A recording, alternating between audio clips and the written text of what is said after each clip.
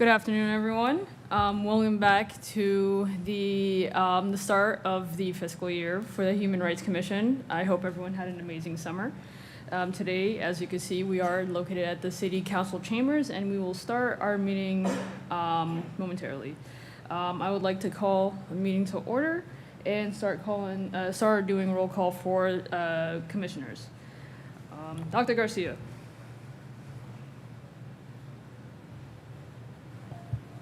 Hi. Commissioner Karupich. Here. New Commissioner Albert Techi. Here. All right. And lastly but not least, Commissioner Sheila Johnson. Here. And our fellow DEI Director, Steve Morbido. Here. All right. All right. All right. So before we start commencing our meeting, I would like for everyone to see the mission statement in front of them and like to all read together collectively. Whenever everyone's ready, I'll start. The mission of the Revere Human Rights Commission is to promote human and civil rights and empower all people of Revere by ensuring that everyone, especially the most vulnerable and marginalized, have equitable opportunities, equal access, and are treated with dignity, respect, fairness, and justice. Thank you, everyone. So, for land acknowledgement, we are on the land of the Pawtucket, and we would like to invite anyone who is from native lands or indigenous peoples in the city of Revere to join our meetings at any moment in any given time. I would like someone to approve the May 1st minutes from before we went on our recess, and I would like someone to second. Just approve. I'll second it. All current commissioners say aye. Aye. Aye. All right. For the monthly acknowledgements and the upcoming events, for starting off, I know that September 1st was Labor Day. It is also the start of Hispanic Heritage Month, so happy Hispanic Heritage Month to the Hispanic community in Revere. We have, for September 1st as well, we have National Guide Dog Month. I think actually, Hispanic Heritage Month starts September 15th rather than September 1st, but September 15th all the way to October 15th. International Day of Democracy is also September 15th. Step Family Day, September 16th. National Day of Remembrance for those who are falling in 9/11 on September 11th. Constitution Day or Citizenship Day, September 17th. The Shirley Avenue Cultural Festival will be commencing in Sandler Square on September 20th from 1 to 4 p.m.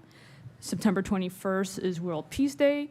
September 22nd is European Languages Day. And September 26th is European Languages Day. And then September 27th is World Tourism Day. Do any other commissioners would like to mention any events or any sort of holidays that are happening in September that I haven't mentioned thus far? Go ahead. You had mentioned Hispanic Heritage Month. So the City of Revere will be hosting its first Hispanic American Heritage Month on Thursday, September 25th, outside Revere City Hall from 4:30 p.m. to 7 p.m. Also, one holiday that we didn't recognize is Rosh Hashanah, Jewish New Year, which is September 22nd to the 24th.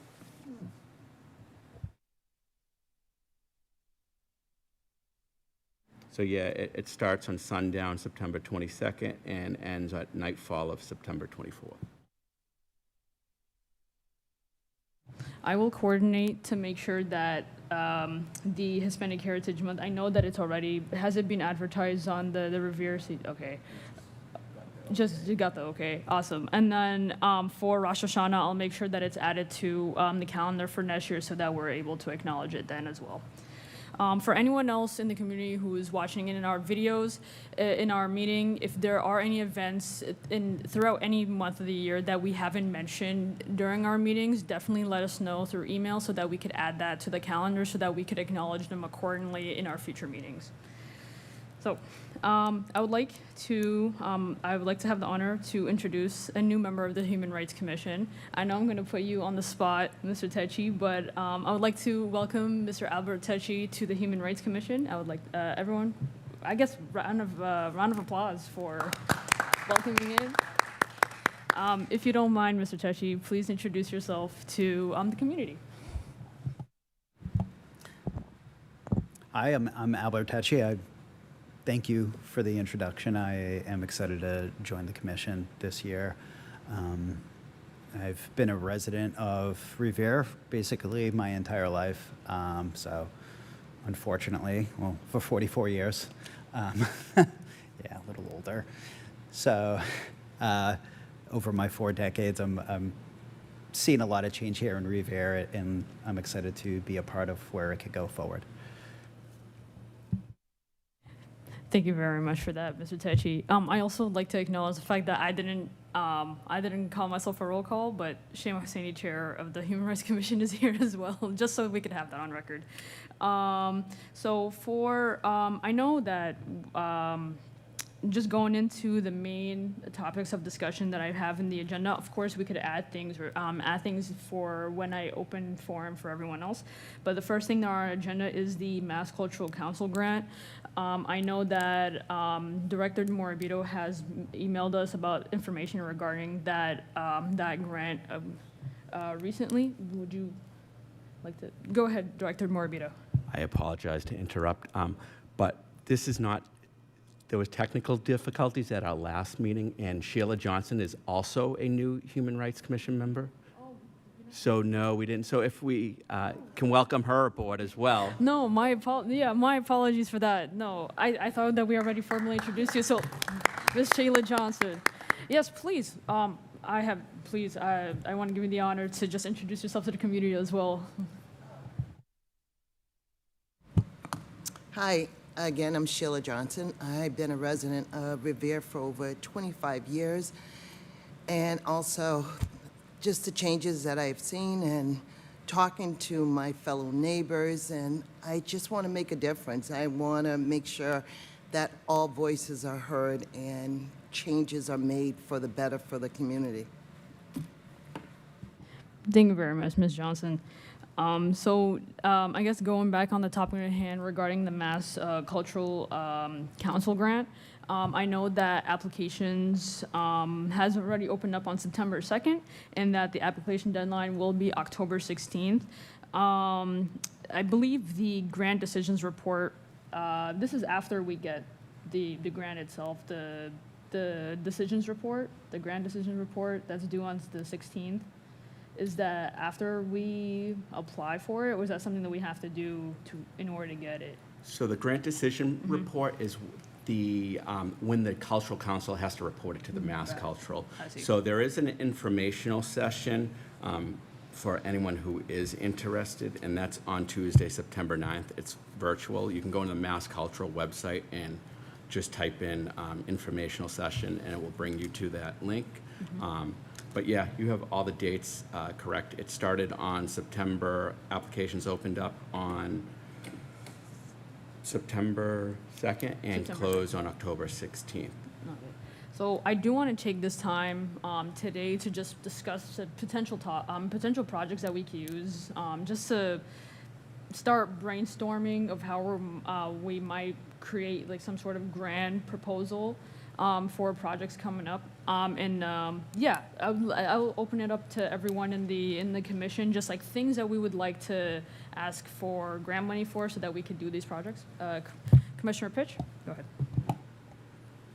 Thank you, Chair Hosseini and Director Morabito, for bringing this up to our attention. First and foremost, I have a question.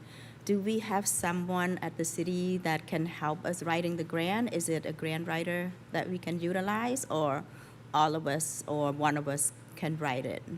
So we do have it. We now have a full-time grant writer. So once we come up with some, I think what we should do is come up with a few projects that meet the criteria.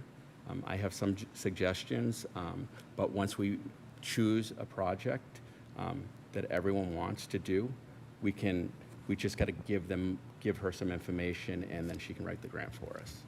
Perfect. Thank you so much. So secondly, I have said this for many, many years that I would love to have kind of learning listening tour with each community from different wards in our city, and I would love to have that project really partnering with the counselors, going to each community and inviting people.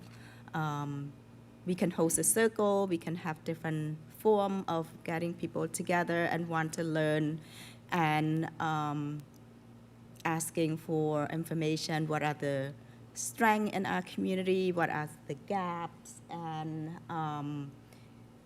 what do people want to do, want to see happen, and any recommendation for the Human Rights Commission, and then also more so it's like what would they want to see the city working on. So that's one of which that we can like coordinate, and that's the project I want to see happen. I definitely agree with Commissioner Pitch, only because we have been talking about this for many years, and now that we're starting early in terms of grant proposal writing, we could definitely plan out where the allocation of that money goes to. And I definitely agree with you. I'm definitely on board with that project. Do we, Director Morabito, is there a cap to how much we could request from the council? So the grant is based on a reimbursement basis. So you would gather all the costs of the project that you're going to do, and you would itemize it, and you would put the amount of your project. And say if you put 7,000 or 6,000 or 1,000, like I know some of the teachers will go on an educational field trip, and their field trip may only cost $650. So it's a learning process, it's a educational project, so it ranges. So I think what they approve on the basis of, is this bringing the community together? How is it going to impact the businesses? Is it bringing businesses? Is it bringing all walks of life together? So like some of the things I was thinking of that I wrote down, like maybe like a series of community film and dialogue night. Like, so maybe show an HR, a cultural documentary, like on immigration stories or local history or LGBTQ rights or generational changes or Black History Month, something of that nature. Because we have to keep in mind, we don't want to commit to a project. Each and every one of you have full-time jobs. You guys are volunteer. You're dedicating and committing your free time on your own will. So we need to be fair and reasonable. And like, we don't want, we really have to look at it as a whole, because we don't want to put you don't want to put yourself in a position where you're going to be stressed out. So like something of this magnitude is not much of a magnitude if you think about it. It's basically your commission role would be booking a venue. We could do like the American Legion. We could, you could introduce speakers or the film. Another project, I was thinking of like maybe teaming up with the art committee, public arts committee. Maybe a public art pop-up, commission a local artist to create temporary banners of art installations on themes of like justice, diversity, or unity. And we can put it at City Hall or a restaurant or at the library for display. And then I was thinking of, I was thinking of ways we can utilize it that wouldn't be too much of a work overload on the commissioners, because it takes a lot of planning. Another project, I was thinking of a youth poster or essay contest on human rights, invite local middle school students or high school students to submit an artwork or short essay on what human rights means to them, and then display win-in entries, and we can also have a reveal as well. I think So- these are excellent plans on top of what crew has suggested too. Anyone else? Yes, Ms. Johnson. I agree with the poster and the artwork, but I'm also thinking, without being too political and all that, but something for the middle school students before they enter that ninth grade, that high school, of educating them on not smoking or pregnancy. And I don't think we could do that, but just more of an educational thing, pamphlets, or have someone come in and talk to the groups. Just more, I want to grab them before they hit high school and just educate them and just give them a good head start. Something kind of like a health and safety night? Yes. Okay, yeah.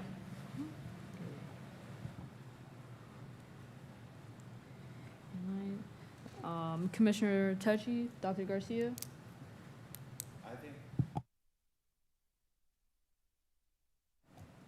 I think all the projects that, starting with Mr. Morabito, and the idea that also Karu championed in terms of doing a listening tour and also listening and hearing what our community members are telling us. I think that's it's very, very important, and it's timely, especially during this juncture that we have in this country. It's timely. So I would probably just, what Morabito suggests, he suggests some powerful initiatives here. We could potentially team up with the Revere History Museum. That would be probably a perfect place to do these type of things. Inviting families to go there. You can even offer some food. You can just storytelling. I mean, I strongly believe in storytelling. Sometimes we come up with initiatives that is top down. We have to go down and listen to what people are telling us. So I think storytelling is important. Having people from different countries in Latin American countries, Arab-speaking countries, bring them together and listen to their concerns. They may have things that probably will improve our system, and also they may have important insights, things that we don't see. That's important in terms of data. It's data. It's called street data, right? You're collecting data that is important. It's not numerical, but it's basically what people are feeling on the day-to-day. That's what really matters to people. So I think many of these things that were mentioned here, these are some of the things we could potentially do. Invite the community to a gathering like that. Last year, for example, when we were doing some projects with the Revere TV, I met a woman who came to this country without paper. She crossed the border. And now, that particular woman, she has, I believe, 3 restaurants. That's a story we want to hear, stories of success. People struggle through crossing the borders, but they were able to progress, build things, and come up with small business and inviting people. These are the stories we want to hear. So I think that we can certainly write something of that caliber, that nature, and basically engage our community members. I think one trend that I'm seeing, Commissioner Techi, I want to give you an opportunity to, if you want to voice any of your opinions or have any ideas of how we can move forward with the projects that we can work on. Go ahead.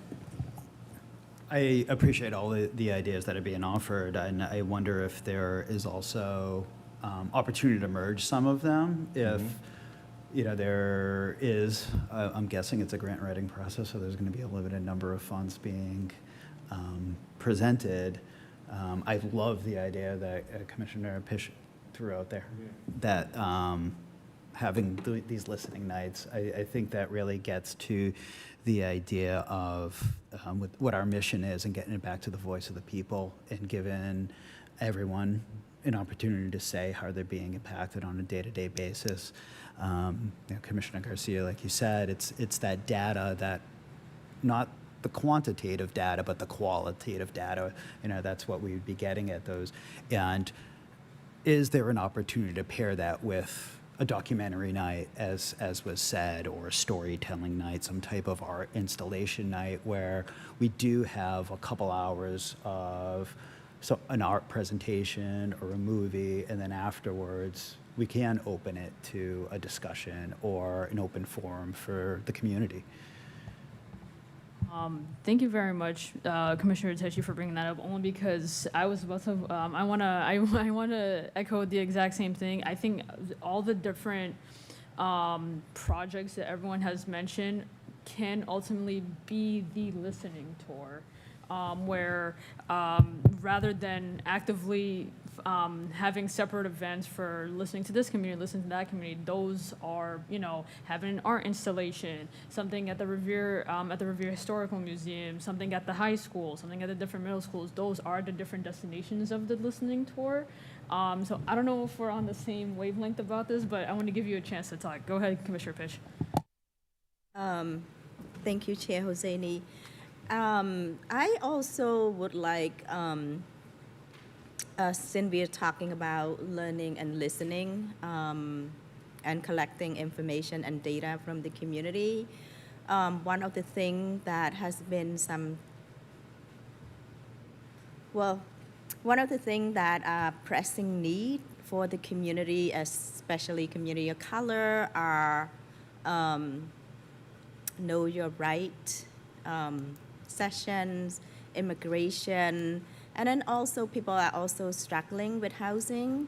And I'm wondering if we can have like a housing rights session for the community. And I know Dr. Garcia, I can't thank you enough, Dr. Garcia. You have done a great, tremendous work within the Revere Public Schools and involving parents, students, and supporting immigrants' family. And you have done it amazing work bringing different speakers, different attorneys who talk about immigration. So those are the two things. For me, I learned from the community. Those are the things that people have been struggling with. And I think it very crucial resources to have for our community, especially around housing rights, affordable housing and immigration rights, and know your rights. Yeah. I think an excellent individual that we could definitely speak about in terms of housing crisis and housing justice is definitely Councilor Jaramillo. I know he does have history, and he's still currently in the field of advocating for housing justice and advocating for affordable housing. So we could definitely talk about how we could collaborate and just engage in that conversation so that we can create a session for people. I'm pretty sure he has done events where he's spoken about it, but definitely with a like maybe an event in collaboration with the Human Rights Commission, just so that people are aware that we're also advocating for this right for affordable housing as well. So I think that's like one way to go about it too. Anyone else? Question for Director Morabito. Is there any way that, since all the different projects can ultimately be under the umbrella of one larger project, is there any way that we could, when we request a certain amount of money, to request it for different things, or do we have to do separate grants for different events? You have to be creative about the way no matter what grant you're writing, you have to be creative on how you're writing it and what it entails. I think what the Massachusetts Cultural Council is looking for, the local Cultural Council as well, they're looking for community events or programs or educational pieces that bring a lot of people together, or something like, for instance, like what Mr. Techi said about merging these aren't solid.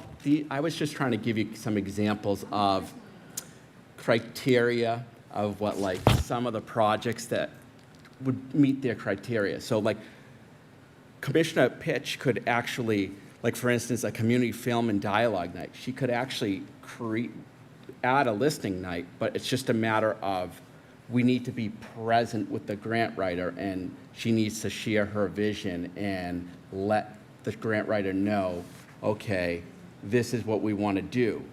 But you also want it to appeal to the reader of the application as well. If that makes sense? So here's a suggestion. So what about if we divide the year into well, not divided, it is what it is. Semester 1 and semester 2. During semester 1, from now until January, we do one of these events. For example, for example, you invite the Revere Housing Authority. I don't know if that's the organization, the name of the organization. They can come and do a session, for example, about access to housing and resources. I'm just throwing, I don't know if that's a title, I don't know. Bring people to that event. At the same time, you invite people, other organizations to go there and have tables set up where people can go and ask questions around. While they're attending that, for example, you may plan it for 90 minutes. 45 minutes, you dedicate that to the housing, access to housing, and conversations about how to apply, how to do this and that. People will be focused on that. After that, or maybe you can plan it for one hour. And then 30 minutes, at the same time, 30 minutes, you will have different tables set up there with different organizations, okay? People can go and collect information, talk to the people there, right there. So you can kill two birds with one stone that way, rather than, you know, I hear you. There's so many hours in the day, and then with the full-time job that we all have. But you can do it that way. It's very impactful. Do it 1 for semester 1, 2 for semester 2. I talk about semesters because that's the way we operate in schools. But I would say probably, you know, between now, September to January, you do one event, and then from January to maybe June, you do another event. A big event, find a place to do it. That way you'll have enough time to send invitations. You know, it's a big event. We have the speakers, we have this and that. You can bring the mayor, other people together to come and talk. You have a table on domestic violence, for example. On all those tables, that's informational session. People need to hear that and interact. That way, you don't have to stretch yourself, you know, we do an event here, another one here. It's one with so many things there that will benefit people. All right, Commissioner Johnson. Oh, I definitely agree. I think this is an awesome idea, and you'll get more people in attendance that will come to that, because I may not be interested in that table, but I'm definitely interested in the other table. Yeah. I think that's a great idea.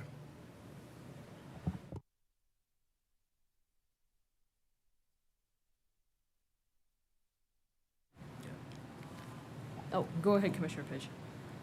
I also want to make sure when we put the grant together, I want to make sure that there money for childcare space, because people can bring their kids. Also transportation, because some people are struggling with transportations. So just want to make sure that we add that to Okay. the grant. I think definitely excellent points. In terms of transportation, how would we go about it? Like, do you have any ideas? Because I only can think of the M7. That's for students. But to make things more accessible for individuals who don't have who don't have access to public transportation, does anyone have any thoughts of how to go about that one? Because I don't know much about that realm. We, for us, we work with clients, so either we give them a bus pass or a voucher so that they can utilize for Lyft or Uber or different things. So we can be creative, yeah. Yeah, we could definitely brainstorm different ways, because I know there's like another transportation service for people who live in Revere and Chelsea. I've heard it from some of the students. I'm sorry? Is that what it's called, RC Link? Is that only for, yeah, sorry, do you mind if you could, go ahead. So RC Link is between Revere and Chelsea. What they do, currently they're offering promotional rides for $2 from Revere and Chelsea locations. I think but I don't quote me on it. I shouldn't even be speaking on this because I don't know the full extent. But I believe it's like $2 and you can get a ride to the public transportation. Yeah. We could definitely, as we move forward into further brainstorming some of these ideas and just breaking them down so that we start preparing for any sort of grant writing, we could definitely just discover, look for more alternative ways to provide that transportation for families and that to come to our events. I think we're all, please correct me, stop me talking if I'm incorrect on this. I believe that we're on the same page in terms of going with Dr. Garcia's idea of just having one event that focuses on one thing while also having tables about just other things going on, just like informational tables to provide that information to the community. What would we like to have that first event be about? Because I know we did it on the subject of the housing crisis and just affordable housing, but does everyone agree on having that as like, you know what, we should focus on this for semester one, as Dr. Garcia says, and then have all these other tables, or do we want to focus it on another pressing matter in the community? So I'll leave it up to the commissioners. We already, in the school, we already have 2 sessions planned for that. So we got one that's going to be run probably. We have several. I don't know if there's a way we can team up. If you guys would like to do that, we can team up with you guys. We do it in the evening. I forgot the name of the lady who runs the, I think she's the director of the housing. What's her name? Do you know her? Dean Harris? Yeah, she's excellent. She comes and she does a good job. Actually, to be honest with you, I think she ran 3 sessions last year. I think between 7 to 10 people were able to access housing. Just to give you an idea how good she is. Even after the presentation, she sits individual with people seeking help and actually explain the whole process on one-on-one, which is very good. So, we also have some, events coming up with Mira that's gonna come and provide information on immigration and things like that. I already emailed them, I'm waiting for them to respond. So there are some things that we're already doing. If you guys, we can certainly team up with the school department, or we can run a separate event. For example, find a place like the Revere, as I said, the Revere Historical Society, museum, where we can run that as well. So it all depends on what we want to do. So glad to team up. So Thank you, Dr. Garcia. Yeah. Commissioner Johnson? Do you think we would have a bigger attendance if we joined with the school committee? Is it first quarter, after first quarter, you're having your event? yeah, I think I can find out the date. Okay. But we certainly have that scheduled. School Yeah. just started, Yeah. kids are coming back, Yeah. parents want to know what's going on, so you have a larger audience. No, I definitely agree with Commissioner Johnson. If we are going to move on with teaming up with the school committee in terms of just collaborating with one of the particular events that's scheduled in the first semester, or rather the first quarter of the year, I know that at that time we're still going to be working on like grant writing for some of the other projects, but we were allocated a grant from the city council to just to work with. So we could definitely use some of that money to help to further collaborate with the school committee. Does anyone, I'll have everyone make a decision except for you, for current members, to just move forward with, I'll propose to have to collaborate with the school committee in terms of, I believe we're gonna do, does everyone agree with going with the housing crisis one or anything else? Oh, Commissioner Fitch. So I'm just pulling back.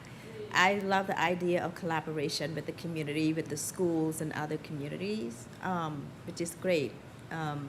Partnering is good. I just want to go back. We're talking about the grants that we want to access. So we just want to make sure we got those grants. And it sounded like there's 2 things we want to see happening throughout each year, right? So one is happening in the winter, one is happening in spring or late spring. So we have to, for the grant proposal, we have to come up with what are those event. What is it for? Who's the target audience are? How many numbers of people we want to engage? Any youth, any population, specifically elderly, LGBTQ, people with disability. So one project in a winter and then one project in the spring. So we can, I mean, we can decide now, or we can also share that through emails, like soliciting ideas. And then we put a project together and say, hey, this winter, we, Human Rights Commission, would like to partner with Revere Public Schools to host such and such event, and here are the target audience, right? And then in spring, this is the name of the event, and yeah. Yes, I agree with Commissioner Page. I think just a clarifying question for Director Morabito. When would we be getting, if everything goes well with the grant proposal and they accept it, and this is the assumption that they accept it, when would we get that decision? So by the end of the year, usually like around right before the new year, and then that's when we would find out. So the reason why I asked that question is just that if there's anything that's going on before the end of the year that ultimately, like, I don't, from my perspective, wouldn't be counted towards the grant, because that event would have already passed by the time the grant gets accepted, which is why I said to utilize the grant that we got from the city council. Hence why I mentioned to move on, like have our first event be in collaboration with the school committee. And then once we have that on paper, like, hey, this is the amount of money that we got allocated for us, then we could just be like, okay, so here, we could definitely brainstorm ideas in terms of what we want to do for our own events. But everyone, everyone has their own opinion, so you could definitely voice them as you please. But I just want us to have that on paper, like, hey, we got the grant money, now we know what to do with it moving forward. So that's just how I feel about it. I don't know if anyone else wants to voice their opinions on that. I would just like to clarify something. So you could actually have an event in the winter, because keep in mind it's a reimbursement, but you would just have to, it would be for a project retroed. So, yeah, so you could still apply for a project that happened in the, yeah. Well, in that case, then we could just go on with. But once again, it's about how we write the grant and the ideas. We don't want to make it sound too complex, but we want to make it very community-oriented. Understood. Thank you, Director. Go ahead, Commissioner Pitch. So is it like, if we put together a proposal, Director Morabito, is it a guarantee that we're going to get funded? I'm just saying, I'm just clarifying, what if we spend this much money for the winter and then we didn't get the grant? Who are we going to reimburse, right? Or we got this small amount and we spent this much. So we just want to make sure that we have the funds to do it and being able to reimburse. To get reimbursed. Yeah, unfortunately, I don't have my crystal ball, so, but like nothing's guaranteed, but they're usually pretty, I know they were awarded like $44,600, but now that the pandemic has passed and more people are going out and having community events and more people are learning about the program. I know the Cultural Council has been on El Mundo, and they're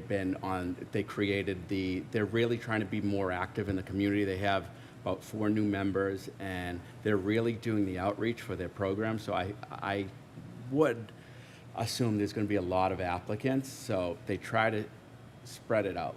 So, but once again, they look at it, picture, if you're reading a grant, it's like picture reading a article. If it's interested to you, if you can get through the first paragraph, you're going to continue reading it. If it catches your eye and be like, oh, this is something I would want to go to, or something, oh, wow, let's go. This is a nice community event. It's going to hit the nail on the head. Okay, so I propose this for the first for our first, I guess, like, event of the year, we could do a collaboration with the school committee while we write the grant for our own events and utilize the money that we got from the city council, just like to start off the year strong. As per Commissioner Johnson mentioned, that this first quarter of the semester, everyone's going back to school. Parents want to know everything about, what's going on in their kids' lives. So I think we should definitely utilize, one of the school events that that the school committee is hosting, while we're actively writing grants for our own event, just so, like, in the meantime, like, we're not wasting time not doing anything tangible. And that, like, and hey, even the things that we're gonna be learning from this collaboration, this potential collaboration with the school committee can actually elevate some of the things that we're gonna be talking about at that grant proposal, because we're actively hearing back from the community, even though it's not our specific Nice. event, it's like a collaboration. So I think I'm gonna propose, I don't know if the chair can propose, but I propose, oh, yes, Commissioner Pitch, go ahead. In terms of collaboration, Dr. Garcia, I have a question for you because we want to partner with this Revere Public Schools. I know that there's a cost to bring people, the cost of food, of presenter, so on and so forth, right?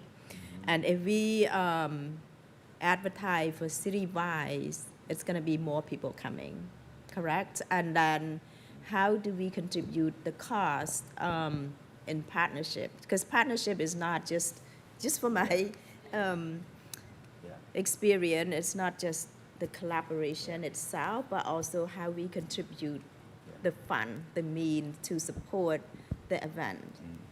Is that something also that we need to have? So, as you know, school department, this year we have a budget deficit. It's not secret, it's known to everyone. To support the event, to pay for the event, I think we can do that out of a grant that we received, to support our homeless families and families, immigrant families, and so on and so forth. But the issue here with the food, if we can only get support from you guys in terms of food, we cannot buy food, unfortunately. So if that, we can secure at least food for people, that would go a long way. That's all. Now, keep in mind, when you're writing out a grant, you can include appetizers, so someone would have to get an estimate of what everything cost, an entertainer, blah, blah, blah, and so on. So there has to be some research that goes into it, but, excuse me, time is of the essence, because October 16th is the deadline, and you don't want to just we can't just give the grant writer just give me 1 second. Okay. No water? Is that No, water? yeah, so you can't give the grant writer the information a day before or 2 days before, because she's the grant writer for the entire city hall and all the departments, so think of if there's 30-something departments, 40 departments, she's writing grants for all of them. So time, I would say we want to get some concrete plan, an idea, some kind of wording finalized by next week. Okay, here's a suggestion. So what about if we schedule 30-minute Zoom conversation with the grant writer and basically delineate our plan, and she can take all the information and try to write it up. Before anyone decides, and I do want to give space for Commissioner Johnson and Commissioner Techi to voice their opinions. How can we go about speaking with the grant writer without breaking open meeting laws? Or does it necessarily have to be, I want everyone there to provide the grant writer with all their different, because it's a commission, it's not just one person's ideas going into this grant, but I also don't want to break in open meeting laws, so how do we So go about what that? I would suggest is, I think each of the members gave you sufficient ideas, and I think what you, maybe like 2 or 3 members could do would attend the meeting and speak on behalf of the commission and relay the messaging, because she needs the messaging. All right, thank you very much, Director Morabito. Yes, I do want to hear from Commissioner Johnson and Commissioner Teji. First question, what is our budget? Not the grant, but do we have a actual budget? Because Yeah. we're talking about buying food, Yes, it's $1,000.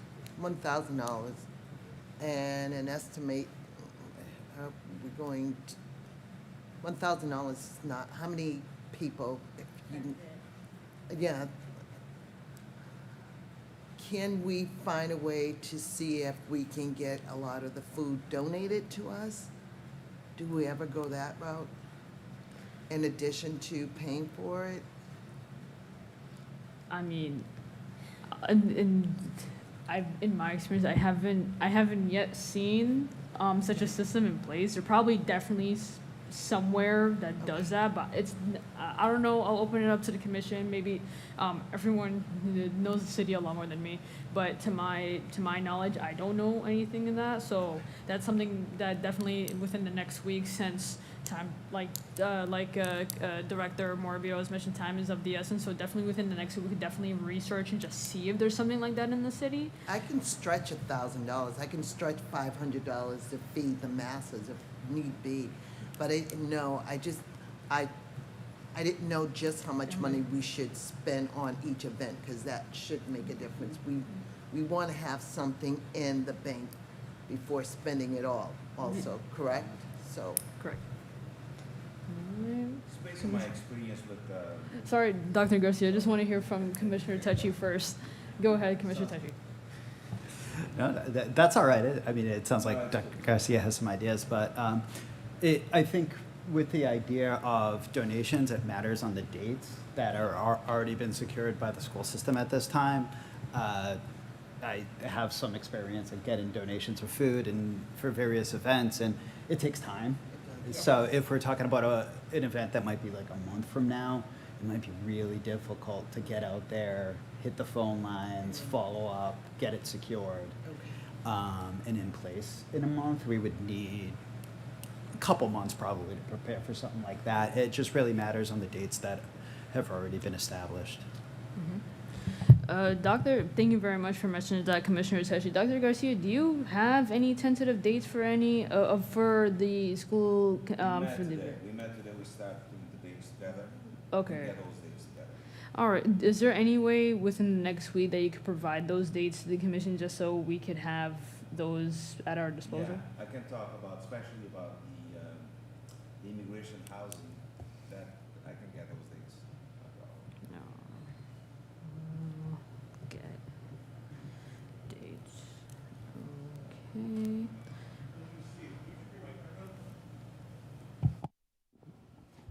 Yeah, I'll repeat. I'll get those dates, those 2 dates for those 2 major events, probably by next week. Yeah. Thank you, Dr. Garcia. I think we can move on to the next. We can move on to the next agenda item. I just want for everyone to just make decisions. It's like final decisions on things that we're going to work on within the next couple of weeks, so that we have something in order. I would like to make a motion to. Can I even make motions? I can't make motions.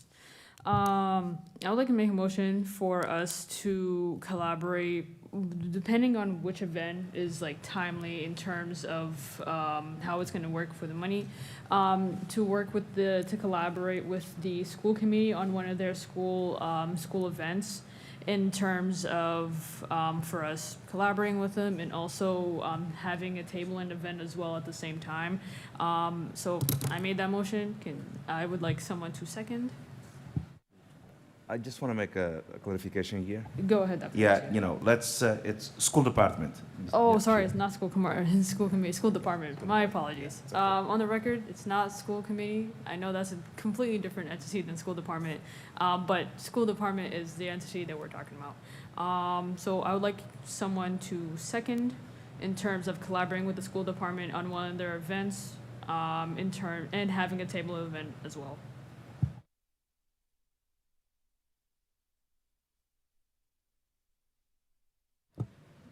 I second. All active members say aye. Aye. I Aye. Alrighty. So we have it on record that we, depending on the event, we will be collaborating with the school department and having a table event that will be in a tentative date that will be provided to the community as soon as we have it. Alrighty. In terms of the other decisions that we're about to be making today, I have written them down so that we could know those are on record so that once we go back to that, or at least like in the midst of us writing grants, we'll have the ability to, I guess, not advertise, but rather announce to the community in the October meeting that this is exactly what we're going to be doing, and just brainstorming in the time between now and then. Since no actual final decisions have been made in terms of the other aspects. So I'll have that in the meeting notes for you folks to have on your disposal so that we could actively be planning this as we're outside of the meeting. Of course, no, regarding open meeting law, so everyone doing their own planning accordingly. For the second agenda item of the evening is diversifying demographic considerations. This is something that was actually brought up to me by a community member in terms of how do we know for sure that, I know that every 10 years we do our census, whether that be citywide or just nationwide census. And I understand that a majority, at least 60% of Revere is indeed person of color. And I wanted to, and this is just like my own research when it comes to identifying populations are conglomerated into other populations. For example, people who are Arab and North African are nationally considered as individuals who are white, as well as some Hispanic and Latino communities as well. Some people consider themselves as white. And I wanted to just open up the discussion in terms of, is there any way that we could, not necessarily, I mean, there's nothing that we could do on a national level when it comes to municipal government, but is there anything that we could establish, whether it be in the school system or just any of the forms that we fill out in City Hall, whether that be for a permit or anything of that sort that lists more diverse considerations, like instead of just white and then have like Arab underneath, it's like North African, it's like Moroccan, Algerian, whatever the countries are, or just like being a lot more specific, only because there's some people who don't know that those particular populations don't actually go under the white category because they're not receiving the same resources as those who identify as white. So that's why I wanted to open it up to everyone to see how everyone is feeling about that. And I just think that in theory, if we do break down the population even more, we'll see that our city is actually a lot more diverse than 60%. And we'll just see how much that, we'll see just how many cultures are actually being overlooked when it comes to talking about the different communities that make up in Revere. So I know I went to a long, elaborate tangent, but just want to see like what everyone's opinions on in terms of what I just mentioned. So I'll open it up to everyone in the commission. I appreciate that idea. I don't know what's capable on a city level or possible as far as, if the city wants to do that, how do they get applications changed, websites changed, whatever. So this is just appreciating your idea and, noticing, having a couple interactions with people and friends that have reported not being captured appropriately on paperwork. I have one friend I'm thinking of who is from Iran, and her story is always she went to go get her first mortgage, in where she had to check her box. There was no box for her. Where does somebody from Iran say they're from? Are they Asian? but there's nothing that captured her. And I would love to capture the texture of all the people that we do have in our city. And this is really a step towards it. Thank you, Commissioner Techi. Anyone else? Commissioner Johnson? Do we have, the census is a national thing, it's more, so as an individual city, do we have the right to change that? Can we add anything on the census because it's a national thing? So the way how is, because obviously we can't change things on a national level, there has been bills that have been proposed to add more categories, especially those from Middle Eastern and North African countries.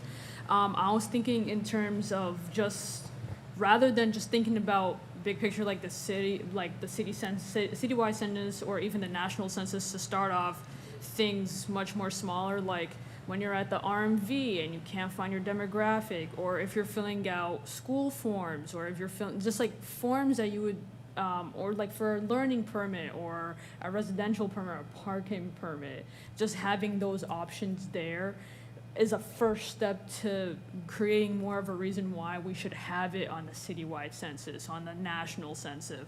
Because how I want to move about this is that when it has legislative implications, meaning that if we show just how much diversity and underrepresented communities are in the city of Revere, that leads to conversations of, well, we could get more funding because all these communities are very undersourced.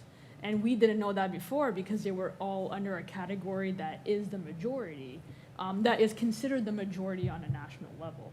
So that's when just like these small individual changes. I know that as like the Human Rights Commission, we can't necessarily do things like physically, but we could definitely, have those discussions with City Council, see what we can do in collaboration with other departments in City Hall, so that we can move forward and make those changes municipally. So that's why I wanted to talk about it, only because it's like, as a Human Rights Commission, if our job is to represent those who are underrepresented, we won't know who's underrepresented until we, make those options available to be like, so these are the people that we're overlooking this entire time. And that's what I mean, like it leads to conversations about, technically we could get more funding because all these people are under-resourced. We could have this funding, like notice how there are so many injustices because people don't even realize that they're happening to this particular type of individuals. Yeah, that's how I'm thinking about it. But in terms of the changing things on the citywide census and the national census, there isn't much that we could do on a municipal level. There isn't much that we can do on even a national level. But these are like the small steps to eventually get there, to build that argument of why we need those categories to begin with. Go ahead, Commissioner Pitch. Thank you, Chair Hosseini. I think one of the things that we can start is that we start having conversation with the community, so that we can collect data, how people feel about how they share their identity, race, gender, sexual orientation. Exactly. Then we can look at what changes can happen in a local community.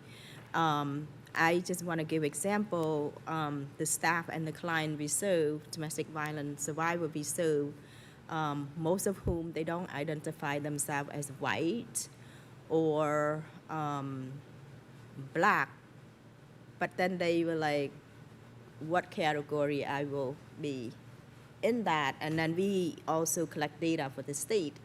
For our organization, we add a different categories so that those are the information that we receive from a client and they want to be identified as this. And then when they come, we ask them and they were like, yeah, I fit in this, we check that. So there's this conversation we can have with the community. Mm-hmm.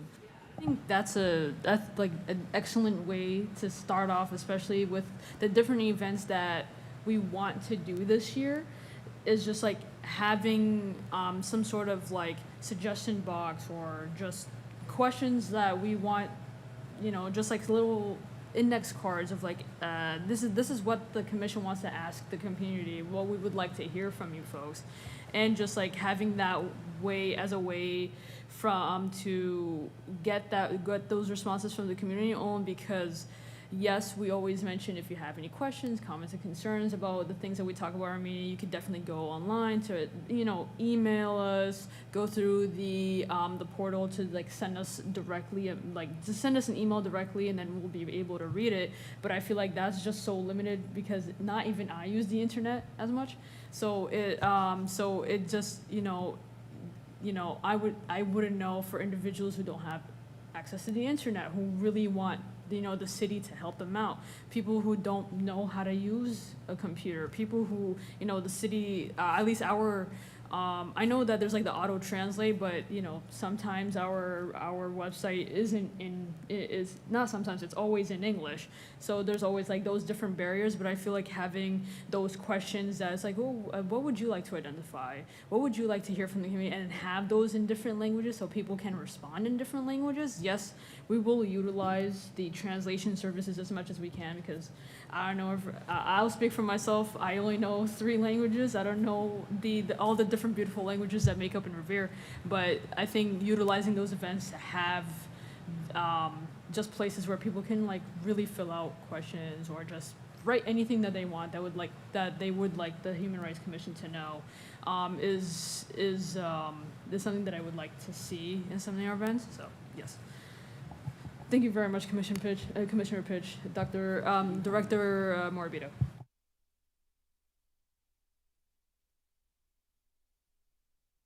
Did anyone want to say anything? Commissioner Pitch? Go ahead. I just have to be a little vocal because you mentioned one example. You mentioned the website. So our department, in the last year, we've come a long way. And Asma Abafuda, she's been doing the language coordination. When I tell you we've uploaded, so you can't fill out forms in a different language. So what happens is every department has a copy of the most spoken languages in the city based on the census. So yes, that information is dated because they do it every, 10 years? So for instance, at the high school, they took a survey and there's 33 different languages spoken. So it kind of shows you where the future of Revere is going. So right now, all we do is we go by the 3 most spoken languages, Spanish, Portuguese, and Arabic. So all our forms, if you go to the department, if you're filling out a marriage license, they'll give you the translated version, but you cannot fill it. It has to be in English writing. But we have done everything from permitting to updating all our websites to different languages, and we actually have Spanish translation in the council chambers, and we're also working with Revere TV to have live Spanish translation so live viewers can listen to it as well. So I just have to, I know we've been working very hard, especially her, so I can't stay silent on that because I know we've been working so hard in the last year just to get our website and get the departments. We even gave each department an interpretation device, an AI interpretation device, so they don't have to run to an office looking for someone who speaks Spanish or Arabic. So every department can be accountable and say, okay, what language, and basically we have I Speak cards. They can point to the I Speak card in their language, and every department can use the interpretation device. We also have Lionbridge. So say if you're on the Conservation Commission and you're going out on a job and there's someone speaking Vietnamese, they can actually call a number on their cell phone and communicate with the residents. So we have come a long way in that aspect, but I just wanted to speak on that because you mentioned the website and the languages. But as far as collecting data, I think it's going to be very hard on a city level because we can't, as a city, we can't ask for data like that. We can't ask for what your background is. Like only on the national census we can do it. So even if if I'm going down to get a learner's permit or something of that sort, or any sort of permit that relates to the city of Revere, like they don't ask for So demographic. what's the learner's permit is actually state. Oh, okay. Yeah, Well, in so that that's a case, state agency, yeah. This- if I'm getting like, for example, like a parking permit, like as a residential parking permit, for example, Mhm. they don't ask for demographics and No. that they don't. No, that you Oh. can't do that. No, we don't ask for demographics when you're applying for permits or any kind of permit, whether you're doing work in your house, whether you need flooring done, any permit, wedding, we don't ask. When are you applying for it? So, even, I'm just looking at, I always like to do a little bit digging into the information. So, at the national level, okay, there was one time that I had basically 4 races: black, white, maybe Hispanic, and another group. That's it. But now I think they have gone a long way. For example, they have now American Indian, Alaskan Native. They have Asian. They have Black or African American. They have Hispanic or Latino. They have Middle Eastern or North Africa, which is so-called MENA. They have, Native Hawaiian or Pacific Islander. They have gone a long way too. So it's changing because certainly there's a lot of demand and pressure that's coming from the community, from the society in general. Here, I don't know how the city hall operates, if they have that or not. I'm hearing from, Mr. Moravito that they don't collect that type of data. I don't know if it's legal. I agree with him. You cannot ask a person about their race or identity or gender. It's prohibited. You cannot do that. But I thought that maybe on the forms, that those things will be there, at least on the forms. Because that's, in order for us to collect data, even for the city hall or any other organization to collect data based on race and ethnicity, you have to ask people to identify themselves. I don't know if they do it here, but institutional-wise, that's the right way of collecting data, because that's where you're going to know how many people are being served, from what nationality, what background, what race, what ethnicity, et cetera, et cetera. Even language are also asked. So I don't know, maybe here they don't have it. Boston, I know, does it. They collect a lot of information on, because they really want to make sure that they're serving people. They want to have findings that are reliable to see if they really are serving people equitable, like race, ethnicity, gender, and so on and so forth. So I don't know. At least on the forms, not asking verbally, but that's a good suggestion, at least to have it on the form. Yeah. Any And I other think the reason for that, like for instance, as far as like, say if someone comes in for a permit, they're doing work in their house and they come in for a building permit. To have that on the it's so far-fetched to have that on the building permit to, okay, well, what if your permit gets declined? There's a huge gray area that you're opening yourself up for liability. Oh, well, did you fail me because I checked off this box?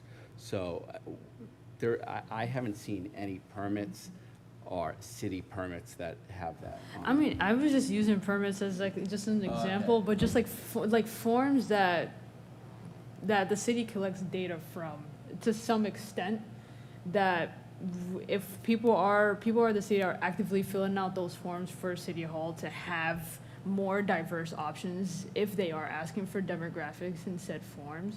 Yeah, I just use permit because it's the first thing that came to my head. But just like just any kind of application that the communities in Revere. I mean, even within the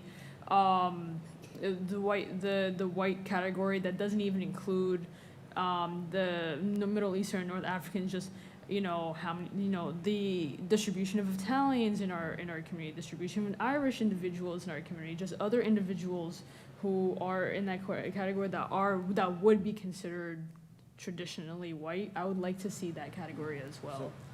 Go ahead, Dr. Garcia. It is an interesting idea. We should not, we should always be open to explore things, because even, for example, here we are talking about exploring pathways to housing, right, and resources. I'm sure that we as a community, and even City Hall and other organizations, they'll be interested in knowing how many Latino Hispanic families have been served in terms of accessing housing. How many black, families, have, attended a particular event, and in the end, they were able to have access to housing or something like that. It's always important to collect data because it gives us a compass in terms of where the institution is marching, and if there's any, tendency one way or the other, you can certainly improve your practice. It's something worth, exploring. Yeah. Also, just opening up these actually, I've talked too much. I'm gonna leave it to the rest of the commissioners. Go ahead. I think it's a very, very important conversation to have, especially around race, ethnicity, gender identity, sexual orientation, so on and so forth. Because we can look at who have the most access to what resources, who have the least access, and how can we promote that justice that everyone can have access, right? Let's say, for examples, like all of the new housing developments, who can afford to live there? The one on the beach, the one on wherever, right? All of these luxury buildings, are those only, do we have only white people living there, or the majority? Do we have people of color? Do we have LGBTQ people? Do we have disabilities, right? And then how can we have those conversations, and then every time that there's new developer coming into the city, we say, look, here what we have seen, right? Here's the data show us. Can we do this? So that everyone can have access to these luxury buildings, right? So also looking at housing justice. It's like the rent is keep on increasing, and even the middle class can't even afford living in the city of Revere. So do we need to have rent control in Revere, right? Who can afford that? Because I have heard many Revere residents who's been here all their lives, like born here, raised here, moving out of the city because they cannot afford housing costs anymore. So I think we can look at housing, we can look at job, we can look at education, and Dr. Garcia, it's like one example how you promote learning equity within the school, right? How you get all the resources to support newcomer, immigrants, family, kids of color, so that they can also reach high potential as well. So we can look at all of those, and it starts small. It starts with this conversation, any changes. So it's a great issue. I mean, it's a great topic to bring, to have this conversation. Chair Hosseini, appreciate that. Also, spearheading conversations with the city council, since they can make decisions on a municipal level, since we don't have that level of the ability to do the exact same things, definitely having those conversations with them as well, since they do have the power to make some sort of legislative change, I think is definitely warranted. I do want to, I know I'm wary of time, so I do want to keep that conversation in mind, only because I do want to keep on bringing it up, since I was thinking about just speaking with some of the city councilors. Obviously, it's still very up in the air. Nothing's really solid, but I do want to have another meeting in which we really sit down and this is what we want to talk to the city council about. This, that, and the third. To bringing to our last agenda meeting is brainstorming other ways for community members to submit intakes to the HRC. And I think everybody did mention that when it comes to the second agenda meeting, where in any of the citywide events, it doesn't even necessarily have to be ours, but for example, the Shirley Avenue Cultural Festival, any of the events happening with the school department, just having some sort of suggestion box that says, HRC suggestion box, or it and have it translated in like the 3 big languages. So having HRC suggestions in Spanish, in Haitian Creole, in Arabic, in Portuguese, all those things in that, so that people from the different communities, it's like if they have things that they would like the HRC to address, that could be another way of just like, here's another form of communication that doesn't involve going online and filling out an intake form if you don't have the ability to do so. Or like even the food pantry. I know that they do one at the Hill School on the first Thursday is at the Paul Revere, and the second Thursday, correct me if I'm wrong, and the second Thursday is at the Hill School. We could definitely have a suggestion box there too, and have just like anyone. I mean, will there be days where no one will put anything? No, but just having that there for people to be like, oh, maybe I do have something that I want the HRC to talk about. That's like another way to cover our bases. So that's just, you know, that's only one suggestion, only because that's something that I did in college when it comes to my own club, where we wanted to hear from the student groups. We just put a suggestion box in any of the events as per permission from the other clubs, and then just from there we just heard back from the community naturally over time, because there's like, this is what we would like to see from the group. So that is just one idea of mine. I don't know if anyone else has any particular ideas of just how we would like to, for community members and for us to reach out to the community outside of the listening tour that we're spending so much, that we're spending time building a grant around. So any suggestions? I'll leave it open. Go ahead, Commissioner Johnson. Could you speak to the newspaper?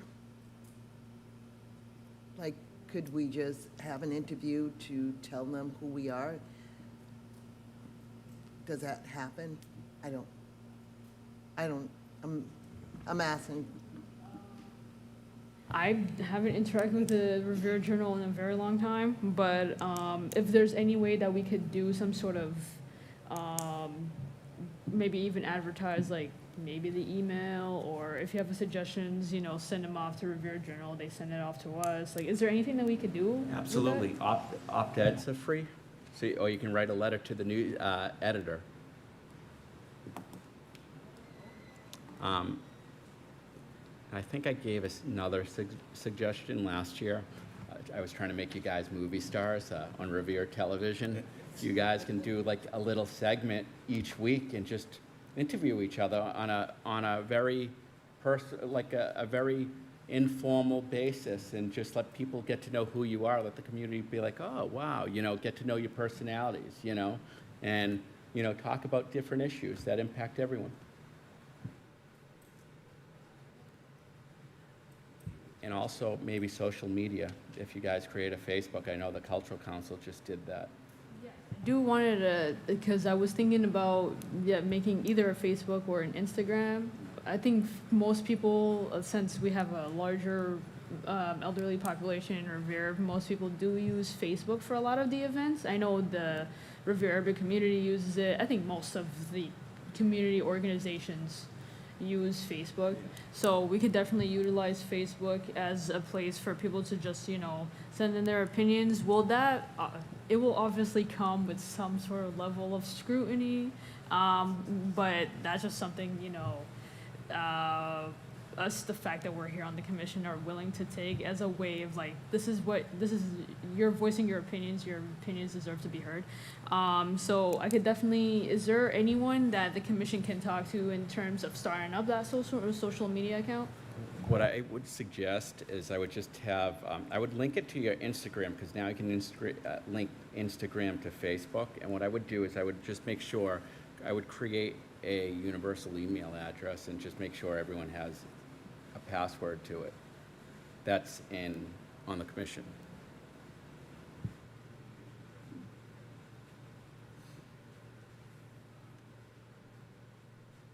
I would also contact Taylor from the mayor's office. She's the communications person, and see what her thoughts would be.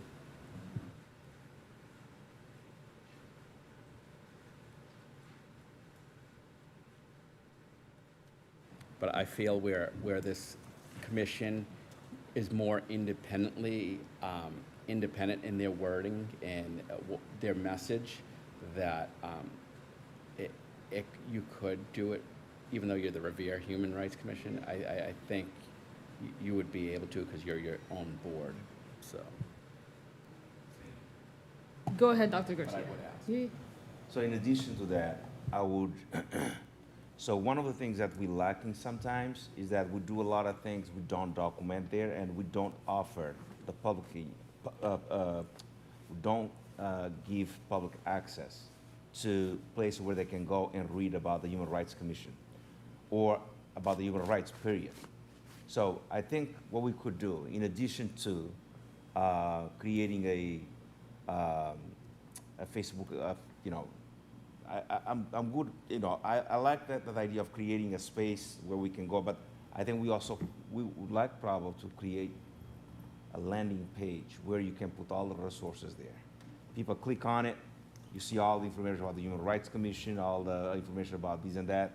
I know that we have something already on the website, but I think that in terms of resources, I think it would be great to create something. I think when we started this all about 2 or 3 years ago, you remember, I think we created something.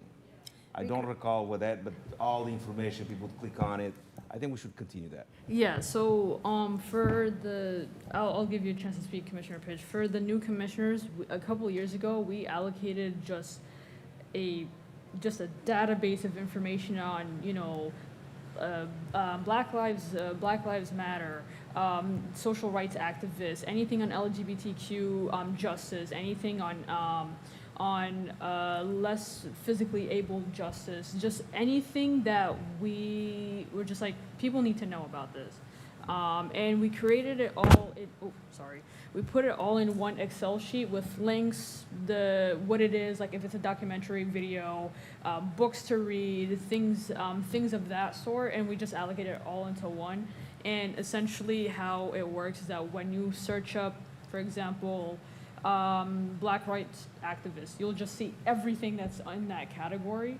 And that's what Dr. Garcia is suggesting to continue on, but rather than making it like a spreadsheet, to have it like, correct me if I'm wrong on this, Dr. Garcia, rather than having it as a spreadsheet, to actually have it as like a landmarks page on our Human Rights Commission website, so that instead of going to a database and then search up everything up, we just have everything there, and then it's just like, you just scroll through all the different types of media and information that you would like to learn about a particular subject. So I'll open it up to you folks. I know Commissioner Pitch wanted to talk. I think great idea to have a resource page. I also would like to follow up with the work that we have done. One of the things that we were talking about, we would like to partner with other city that has human rights commission as well. We were talking about the city of Lynn, we were talking about the city of Cambridge, and some other city. I think it would be great to have those connections and learning from one another and what they are working on. I know a former commissioner, Attorney McGee, had formed a collaboration with the Cambridge Human Rights Commission, and we were supposed to have a meeting with them. Also, we're looking at Human Rights Commission in Lynn as well. So there may be something we can collaborate and learn from one another, how other things they have done well, and what are some challenges that we can learn from. Just my suggestion. Yeah, I think that's an excellent idea to go back to what former Commissioner McGee has mentioned in terms of collaborating with other commissioners, especially other commissions, especially since to see just like how they've been successful in their work and how we could implement those same systems for Revere. But I think it's also an excellent topic to end the day off where we are right now. I did note that down so that we could definitely continue talking about this in the October meeting. So that I'll have that for the agenda for then. One thing that I did fail to mention is that former Commissioner Molly McGee is no longer a commissioner with us. I would like to just, take a moment and just celebrate all the work that Molly has, and work and all the contributions that Attorney McGee has brought to the commission since she started back with us in 2022. And just her, her dedication, her compassion, and just the amount of advocacy she had for the people of Revere, that she's cared for the people of Revere, and that she will continue doing it even outside of the commission. She's, she's like family for all of us, and that we wish her all the best moving forward, especially with all the different things, all the beautiful things that she's doing in our city. I would like to ask, I know some of you folks may or may not have met Attorney McGee, but for those who do, I would like to request just some sort of note of appreciation for all the work that she's done, and just, really mention how much she's deeply appreciated by the commission. So whoever would like to go with that, I'll give you the space for that. Go ahead, Commissioner Pitch. Well, two things I would like to appreciate former Commissioner Attorney McGee, especially her dedication to the community, especially immigrants community. Her work is really rooted in the community, and then her commitment and her commitment to the Human Rights Commission.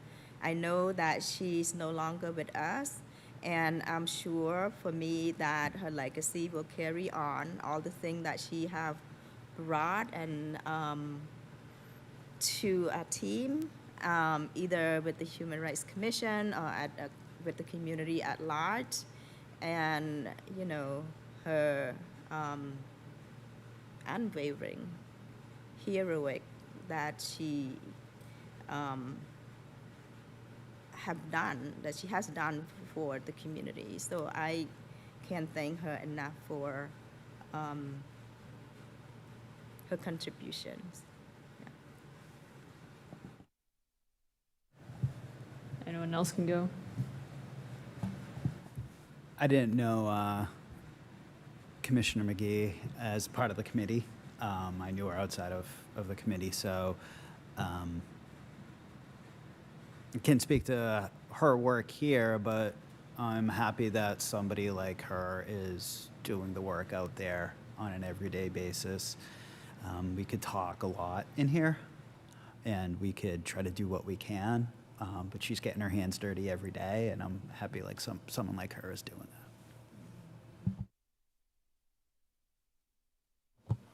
It was such an honor to meet her for the first day. She was very welcome, very nice, very kind, and as my fellow commissioner, for her out there fighting the good fight, I'm so proud of her, and I'm so glad I got to meet such an awesome person. So thank you for everything you've done and doing. Director, Dr. Garcia.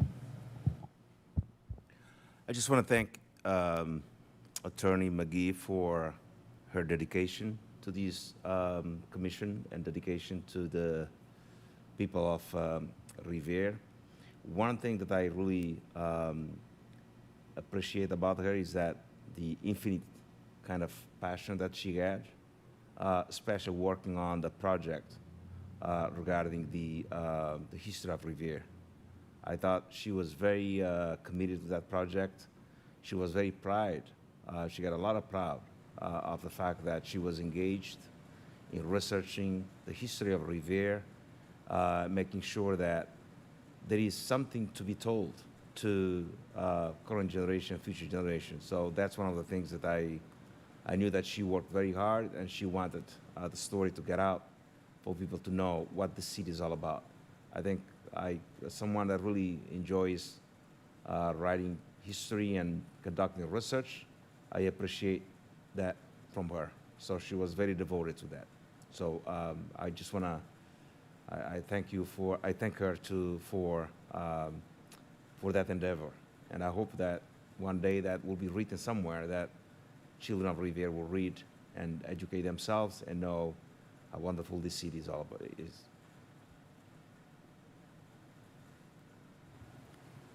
So Attorney McGee, I met her. She reached out to me and wanted to meet for coffee because she was doing a history project on Revere and how the Revere Human Rights Commission came about.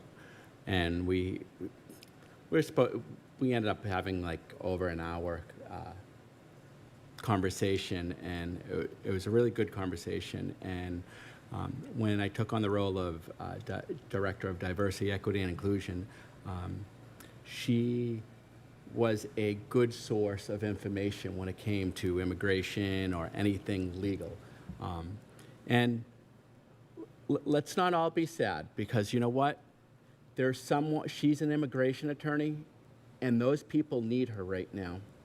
And they're very lucky because she can devote each and every minute to her clients.